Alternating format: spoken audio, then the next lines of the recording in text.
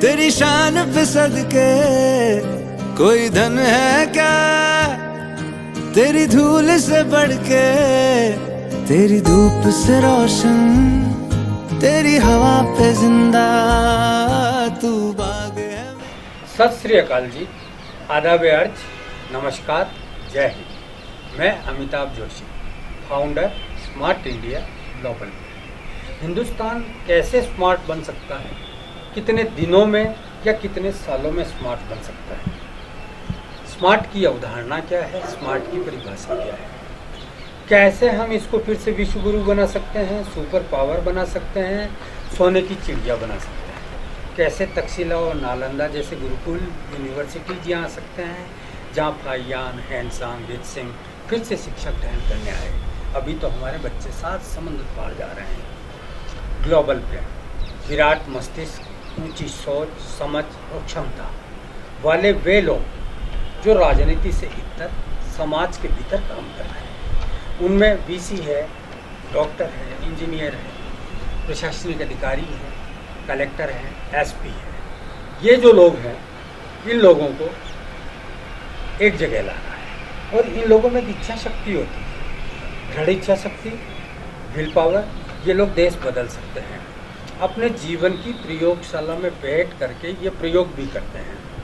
आज हम lake city Udaipur में हैं और राजस्थान का एकमात्र IIM, Indian institute of management Udaipur में है, जो काफ़ी शोहरत पाए हुए है और जिसका नाम राष्ट्रीय पटल पर भी काफ़ी अच्छे से लिया जाता है।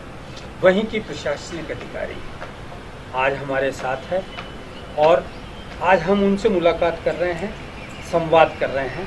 शानू लोढ़ा, शानू लोढ़ा जहाँ CA है, वहाँ सबसे बड़ी बात वो एक्सपर्ट है और सामाजिक विचारधारा, सामाजिक प्रयोग, सामाजिक अवलोकन सब कुछ उनके पास है।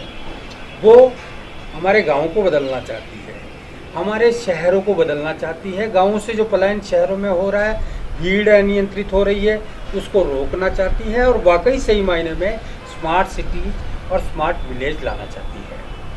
आज हमारा देश चाइना के मुकाबले पॉपुलेशन में पहुंच गया है, जनसंख्या नियंत्रण हो नहीं पा रहा है। उनके भीतर की एक चिंता ये भी है कि हमारे देश की जनसंख्या कैसे और कब नियंत्रित होगी और सबको सबका हक और 2 जून की रोटी मिल पाएगी। नमस्कार, आपका बहुत बहुत स्वागत है। मैम, पहला मेरा सवाल है कि ओवरऑल आपकी लाइफ का विजन क्या है, गोल क्या है? क्योंकि जीवन एक जय यात्रा है और उस जय यात्रा के अनेक पड़ाव है, पर अंत में जाना कहाँ है? नमस्ते, आपने बहुत ही अच्छा प्रश्न पूछा है। मैं शानू लोढ़ा, कार्यरत प्रशासनिक अधिकारी, जैसे आपने मुझे बताया। बट मैं ये कहना चाहती हूँ कि मैं सिर्फ एक गवर्नमेंट की काम करने वाली एक प्रशासनिक अधिकारी ही नहीं हूँ। सबसे पहले मैं एक भारतीय हूँ, मैं आप सबके बीच जुड़ी हुई हूँ। मैं सबसे पहले एक इंसान हूँ जो चाहती है कि इंसानियत के रूप में जिया जाए, और सबसे पहले ज़रूरत है कि हम सब मिलके एक ऐसा जीवन बना सकें जो जीवन जीने लायक हो। वो सबसे ज़्यादा ज़रूरी है, और जीवन जीने लायक बनाने के लिए तो हम सब लोग आज एजुकेशन पाते हैं।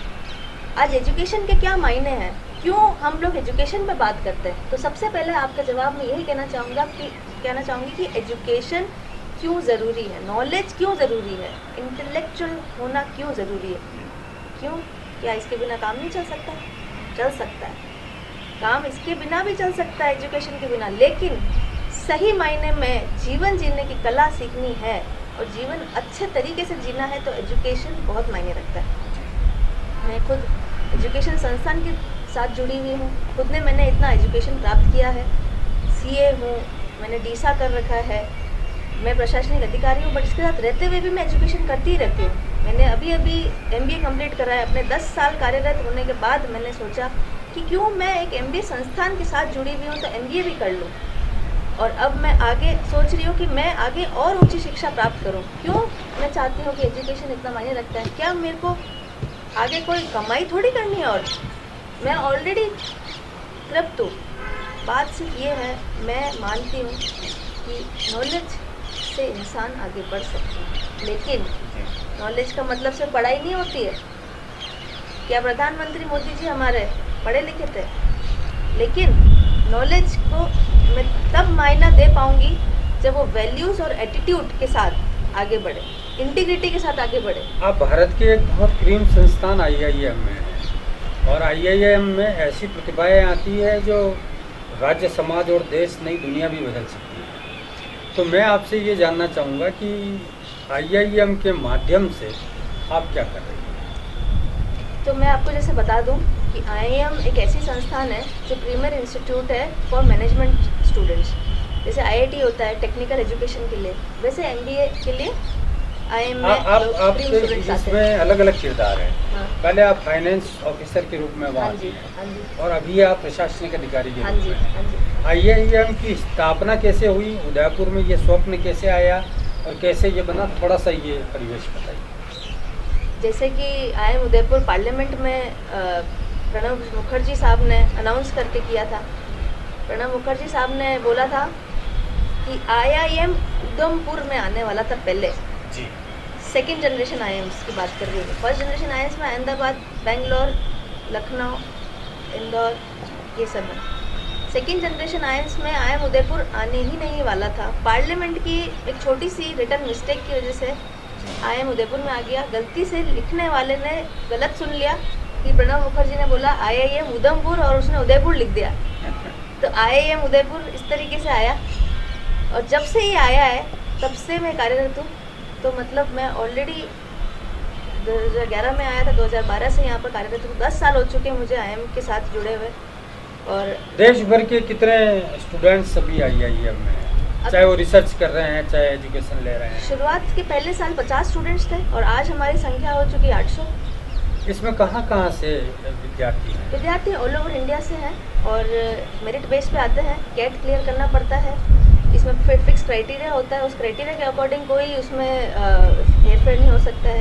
इसमें कोई कोटा सिस्टम जो गवर्नमेंट के हैं वो भी लागू होते हैं। 10 सालों में कुछ प्रतिभाएं तो निकली हो, कुछ ऐसे नाम बता सकते हैं जिन्होंने अलग अलग जाके एक मुकाम बनाया हो या झंडा गाड़ा हो या कोई एक्सपेरिमेंट कर दिया? किसी भी संस्थान को आगे बढ़ने का सबसे पहला चीज़ होती है वो है उनके विद्यार्थी किस जगह पे उस संस्थान को लेके जाते हैं वो सबसे ज़्यादा मायने रखता है। आज हम IIM अहमदाबाद की अगर बात करते हैं तो वो क्यों इतना फेमस है या क्यों इतना ज़्यादा सफल हो चुका है, उसका कारण है कि उसके जो विद्यार्थी थे वो आज किसी मुकाम पे पहुंच चुके हैं।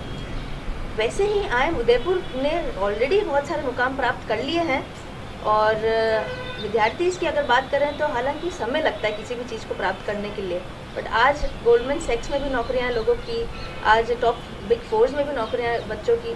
लेकिन मैं सिर्फ नौकरी को एक तरक्की के लेवल पे नहीं प्रमाण नहीं है, बट सबसे ज़्यादा प्रमाण मैं ये कहूँगी कि आज IIM उदयपुर को हमारे जो डायरेक्टर हैं जनरल शाह सर, उनकी सोच, उनका विजन, जो उनका काम करने का तरीका है उसको मैं सबसे ज़्यादा सराहना करती हूँ। और वो इसलिए भी करती हूँ कि बहुत कम ऐसे डायरेक्टर्स हैं जो बहुत हम्बल हैं।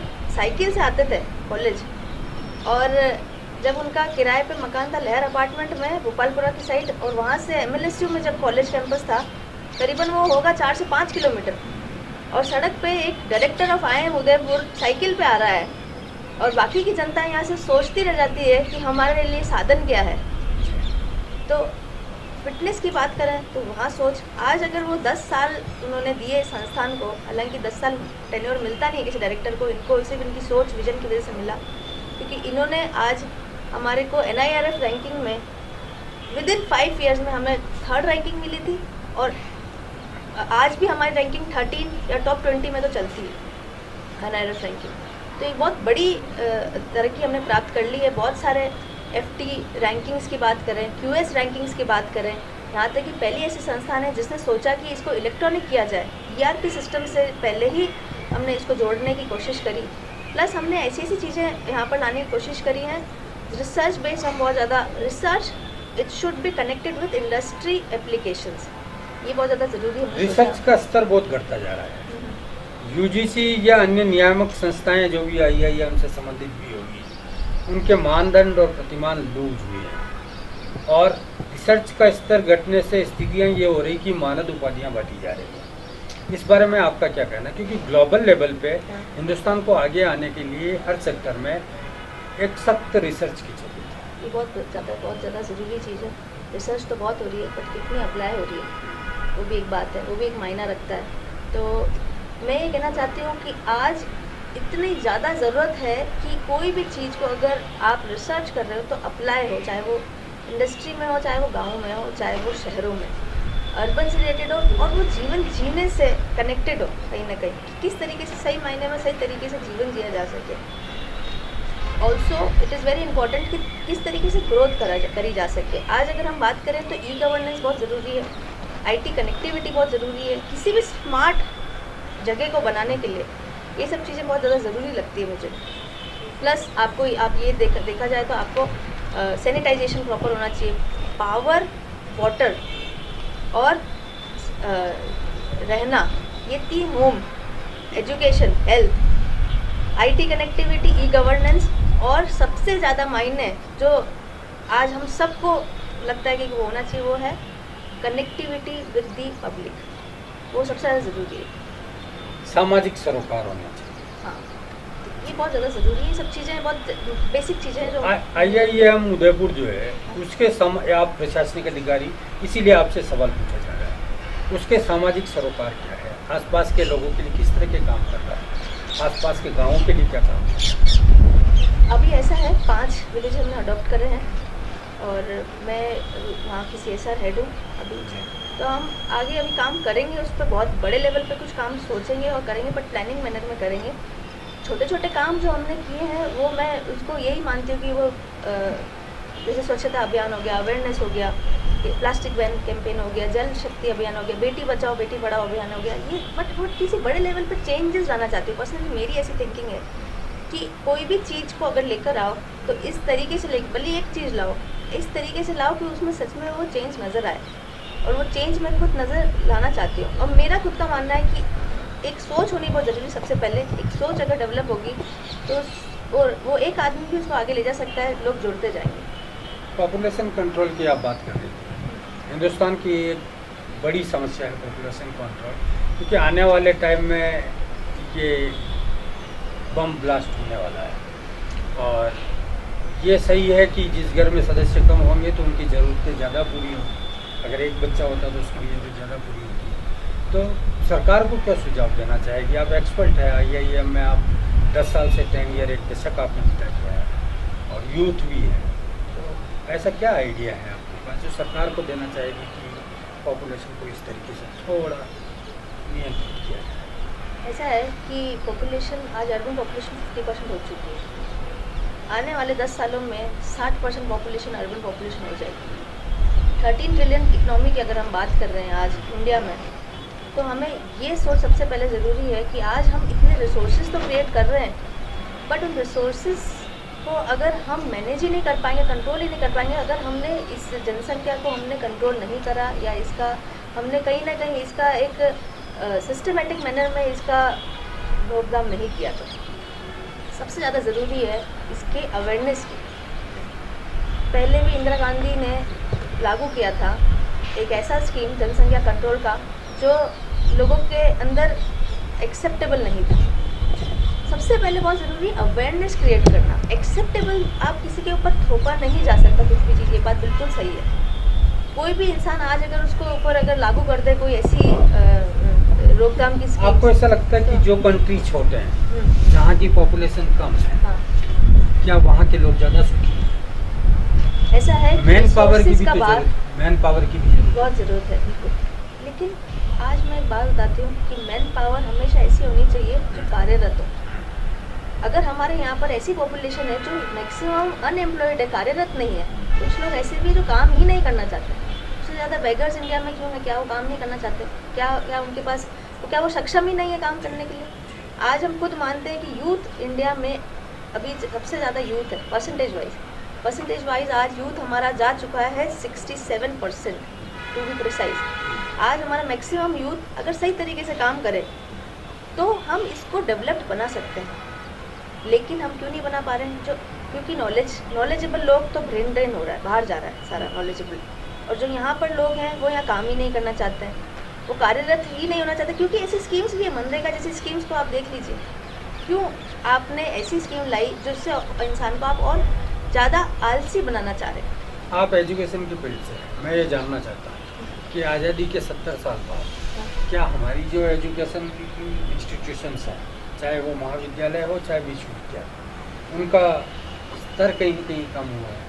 और हमारे जो बच्चे हैं आज MBA भी है, CA भी हैं, या अच्छी हायर एजुकेशन लिए हुए कई बच्चे हैं, उनकी प्रतिभा का समुचित उपयोग हो नहीं पा रहा है और वो खुद भी संतुष्ट नहीं है कि हमने इतनी हायर एजुकेशन ली है। उनकी एजुकेशन ना समाज ना राष्ट्र किसी के काम नहीं आ पा रही और मात्र कुछ पैकेज के लिए सात समंदर पार जा रहे हैं और पारिवारिक सामाजिक विघटन यहाँ नजर आ रहा है। पेरेंट्स भी अकेले हैं। इस बारे में क्या? इस बारे में मैं यही कहूँगी कि ये बहुत ज़्यादा ज़रूरी है। सरकार ने ऑलरेडी एक नई स्कीम लागू कर ली है, न्यू एजुकेशन पॉलिसी। तो वो एजुकेशन पॉलिसी, हालांकि ये जो विकृति थी ऑलरेडी हमारे एजुकेशन सिस्टम में, उसको तो दूर करने के लिए यह लाई गई है। मैं आपको बता दूं कि 1984 के बाद पहली बार ही ऐसा कुछ लागू हुआ है। तो ये बहुत ही अच्छी बात है कि सरकार ने सोच दिखाई है। इस सोच के बाद बदलाव ज़रूर आएगा, क्योंकि इसमें जिस तरीके की एजुकेशन की प्रणाली रखी गई है पूरी, वो बहुत ही अच्छी लगी है। हालांकि इसकी एप्लीकेशन पे भी डिपेंड करेगा कि ये कितना सक्सेस हो पाएगी। आप एक महिला भी हैं, वुमेन एम्पावरमेंट के बहुत वो समझते हैं। सरकारें अपना राग लाती हैं, NGOज अपना राग लाते हैं और मीडिया अपने स्टाइल में चीज़ों को पेश करते हैं। बैलेंसिंग थॉट में, क्योंकि ये जो सब सोच इनकी आ रही है, ये एक षड्यंत्रवादी सोच लगती है और महिला खुद पीछे जा रही है। पारिवारिक सामाजिक विघटन और विखंडन के रूप में चीज़ें सामने आ रही है। तो वुमेन एम्पावरमेंट को लेकर की बैलेंस, एक संतुलित अवधारणा क्या हो सकती है? एक बच्चा सबसे ज़्यादा अपनी माँ से सीखता है जी। तो क्या माँ को सशक्तिकरण करना क्या ज़रूरी नहीं है? सबसे पहले ज़रूरी है एक माँ को एम्पावर करना, वुमेन को एम्पावर करना, ताकि वो आने वाली जनरेशन को सिखा सके। माँ बच्चों की पहली पाठशाला। बिल्कुल सही कहा एकदम। एक माँ होती है जिससे एक इंसान सबसे पहले सीखता है, बोलना ही सबसे पहले माँ सीखता है। तो इसलिए मैं चाहती हूँ कि वुमेन अगर खुद आगे बढ़े, सीखे, एजुकेटेड हो, नॉलेज खुद ले और बांट सके, खुद एम्पावर बने, खुद अपनी ना तो अपने जीवन को भी चला सके, प्लस उसके अंदर इतनी पावर आए कि उसको किसी भी पुरुष के ऊपर डिपेंड होने की ज़रूरत ना हो, चाहे वो फाइनेंशियल रूप में हो, चाहे वो इमोशनल रूप में हो। ये बहुत ज़्यादा ज़रूरी है और इसके लिए बहुत ज़्यादा ज़रूरी है कि वो खुद उसके अंदर वो कॉन्फिडेंट ला पाए कि मैं कर सकती हूँ। वो खुद उसको ना दबाया जाए किसी चीज़ में, ना उसको किसी भी चीज़ में परेशान किया जाए, हैरेसमेंट किया जाए। एम्पावरमेंट का मतलब ये नहीं है 1% भी कि आप सिर्फ आंदोलन करो। एम्पावरमेंट का मतलब सिर्फ और सिर्फ ये है कि आप जीवन को और अच्छा बना सको, अपना खुद का सबसे पहले और फिर अपने परिवार का। कोरोना वायरस आया, उसके बाद दुनिया में तरह तरह के वायरस आने की संभावनाएं बढ़ गई, वायरस जंग शुरू हो गई। विशेषकर देश में महिलाओं के लिए, यूथ के लिए क्या आपका शगुफा है, क्या फंडा है कि उनका हेल्थ एम्पावरमेंट ज़्यादा बढ़िया है? क्योंकि हेल्दी इंडिया तो स्मार्ट इंडिया। बिल्कुल, मैं यही कहूँगी, आज अगर हम सबसे पहले अगर स्मार्ट सिटी की बात करते हैं तो स्मार्ट हेल्थ केयर की भी बात करनी चाहिए। हालांकि गवर्नमेंट ने कुछ ऐसी स्कीम्स निकाली है हेल्थ केयर पे, बहुत अच्छी स्कीम निकाली। अटल पेंशन योजना भी अगर देख लीजिए, और हेल्थ पे तो अभी एक बहुत ही अच्छी स्कीम निकाली है, वो है डिजिटल हेल्थ केयर इंडिया करके, जिसमें आपके जितने भी प्रैक्टिशनर्स हैं और जितने भी पेशेंट्स हैं वो ऑनलाइन कनेक्ट होके, और उनका रिकॉर्ड्स भी, उनके पेशेंट रिकॉर्ड्स भी डिजिटली आप उसमें ऐप में रहेंगे, और आपको कभी भी राय लेनी हो तो प्रैक्टिशनर्स उसके साथ जुड़े। हालांकि इसकी अवेयरनेस भी क्रिएट करनी बहुत ज़रूरी है, इसकी एप्लीकेशन बढ़ाने की बहुत ज़रूरी है, और ये एक सोच स्टार्ट हुई है। अगर स्कीम स्टार्ट हुई तो इसको मैक्सिमम लोगों को अवेल भी करना चाहिए। इंश्योरेंस की अच्छी स्कीम्स निकाली है गवर्नमेंट ने, और हेल्थ पे तो गवर्नमेंट ने बहुत ध्यान दिया है, लेकिन मैं यही कहूँगी कि स्मार्ट हेल्थ केयर तभी होगा जब हर जनता के पास पहुँच सके, जनता उसकी यूज़ कर सके। अभी भी गाँव में बहुत ज़्यादा ज़रूरी है कि सेंटर्स बढ़ाए जाएँ। सोशल मीडिया गांव-गांव पहुंच गया है, हाँ। और अब अगर कोई क्रांति की जा सकती है तो उसके लिए लोगों को इकट्ठा करना भी जरूरी नहीं। तो आप अपने IIM के माध्यम से 5, 7, 10 लाख महिलाएं एक जगह आ सके, ऐसे कोई डिजिटल क्रांति का सपना है? मैं ये मानती हूँ किसी भी चीज़ को आगे ले जाने के लिए हर इंसान को आगे बढ़ना चाहिए। ये जिम्मा हर इंसान का होना चाहिए। ये जिम्मा किसी भी संस्थान का या किसी भी गवर्नमेंट का इंडिविजुअली नहीं होना चाहिए। वो सब कर रहे हैं, वो करते आएंगे। प्राइवेट संस्थाएं भी करती आएंगी और गवर्नमेंट की संस्थाएं भी करती आएंगी और आईएम भी करता आएगा। सबसे ज़्यादा ज़रूरी ये है कि इंसान खुद आगे बढ़े और ये सोचे कि ये मेरा भी जिम्मा है ये काम करने का। मैं एज अ पर्सन मैं बहुत सारी चीज़ें सिर्फ आईएम से जुड़ी हुई हूँ, तो आईएम का जो काम है सिर्फ वो करने की मैं नहीं सोचती। खुद पर्सनली भी मैं इस दुनिया को चेंज करना चाहती हूँ। पर्सनली भी मैं कुछ देना चाहती हूँ कि अपने विजन को आगे बढ़ाना चाहती हूँ और बहुत कुछ करना चाहती हूँ इस देश वो के क्या लिए। सपना है, मैं वही जानना चाहता हूँ, जिसको ज़मीन पे आप उतारना चाहती हैं, वो भी हिंदुस्तान की। 3 सबसे मेजर चीज़ें मैं चाहती हूँ। एजुकेशन, जो मैं पहले ही बात कर चुकी हूँ। हेल्थ केयर सिस्टम, जो सबसे ज़्यादा अभी भी बहुत सारे गाँव से अछूता रह गया है, उसको बहुत अच्छा बनाने का स्कीम। उसके लिए बहुत सारी चीज़ें की कनेक्टिविटी ज़रूरी है। सबसे पहले ये कि वहाँ पर आईटी कनेक्टिविटी आएगी तो चीज़ें बढ़ेगी, वहाँ पर सेंटर्स बढ़ेंगे तो काम होगा। वहाँ पर प्राइवेट संस्थाओं को भी अगर जोड़ा जाए और वहाँ अपना छोटे छोटे सेंटर्स बनाए जाएँ तो वो एक अच्छी वो होगी। उसके लिए हर इंसान को पहल करनी पड़ेगी, गवर्नमेंट को, प्राइवेट ऑर्गेनाइजेशन को और जनता को, तीनों को। फिर मैं तीसरी जो चीज़ मैं कहूँगी हेल्थ केयर एजुकेशन के अलावा, वो है, मैं ऑलरेडी इस पर बात कर चुकी हूँ, वो है पॉपुलेशन कंट्रोल। बहुत ज़्यादा ज़रूरी है और उसके लिए हर इंसान को आगे बढ़ के उसकी अवेयरनेस लाना और अपने घर में उस चीज़ को लागू करना इतना ज़्यादा ज़रूरी हो गया है। ये एक बहुत बड़ा भार आने वाले टाइम में हिंदुस्तान के ऊपर पड़ने वाला है, जो आज सोच नहीं पा रहे हैं अपन, वो कल अपने को सोचना पड़ेगा जब हर चीज़ की कमी हो जाएगी, बेसिक नेसेसिटी की कमी हो जाएगी। हिंदुस्तान का जो युवा है वो फिजिक्स पढ़ चुका है, केमिस्ट्री पढ़ चुका है, बायो पढ़ चुका है, वो इंजीनियरिंग कर चुका है, वो एमबीए कर चुका है, सब कुछ। लेकिन वो समय कब आएगा जब वो खुद भी पढ़ेगा और दुनिया को भी पढ़ाएगा, नैतिक आचार संहिता, एक मॉरल एजुकेशन जो प्राथमिक शाला से लेकर यूनिवर्सिटी तक एक प्रमुख रूप से पढ़ाई। एक बहुत अच्छी बात आपने थोड़ी देर पहले कही थी, गुरुकुल सिस्टम भूल चुके हम। वो लागू करना आज हिंदुस्तान की एक ऐसी सभ्यता थी, गुरुकुल, जिसमें आपको सिर्फ नैतिकता ही नहीं पढ़ाई जाती थी, आपको हर चीज़ का एप्लीकेशन सिखाया जाता था। आज उस टाइम पे, गुरुकुल के टाइम पे, हर इंसान को कारपेंट्री आती थी, हर इंसान को प्लम्बिंग आती थी, हर इंसान को हर वो चीज़ आती थी जो आज हम लोग इंजीनियर बन के भी नहीं कर पाते। उस टाइम पे हर बच्चा अकाउंटेंट जानता था, मैथ्स जानता था, वैदिक मैथ्स जानता था, बट आज नॉर्मल मैथ्स भी बच्चा पढ़ नहीं पाता है। गुरुकुल, नैतिकता, वैल्यूज़, मैं हमेशा से शुरुआत में भी ये बात कही थी मैंने कि एजुकेशन को वैल्यूज़, इंटीग्रिटी, एटीट्यूड के साथ जोड़ना बहुत ज़रूरी है, राइट एटीट्यूड के साथ जोड़ना बहुत ज़रूरी है। तो इसीलिए ज़्यादा वापस आनी चाहिए। आपके जीवन के और क्या है आप जो हम नहीं जानते? मैं बस यही कुछ एक अच्छे काम के साथ आगे जुड़ना चाहती हूँ। तो मैं और भी आपसे भी, जो भी मेरे साथ जुड़ना चाहता है या इस दुनिया को, देश को अच्छा बना सकते हैं, और मेरा मानना ये है कि एक इंसान भी चेंज कर सकता है अगर सोच उसकी अच्छी हो। तो सोच अगर एक बार इंसान ले आए तो लोग जुड़ते जाएंगे और आगे बढ़ते जाएंगे, और इसी तरीके से हम इस देश और दुनिया को अच्छा बना पाएंगे। तो ये है उदयपुर IIM की एक्सपर्ट और प्रशासनिक अधिकारी जो संपूर्ण विश्वास और ऊर्जा के साथ हिंदुस्तान को फिर से स्मार्ट बनाना चाहती है। इनके पास वो सारे फंडे हैं जो किसी देश को स्मार्ट बना सकते हैं, तकनीकी रूप से भी, हेल्थ के रूप से भी, एजुकेशन के रूप से भी। तो आज हमारी इनसे बातचीत हुई, सार्थक और सफल संवाद हुआ, कामयाब संवाद। फिर हम कुछ सवाल लेकर आएंगे और उनके जवाब इनसे जानेंगे। नमस्कार, आपका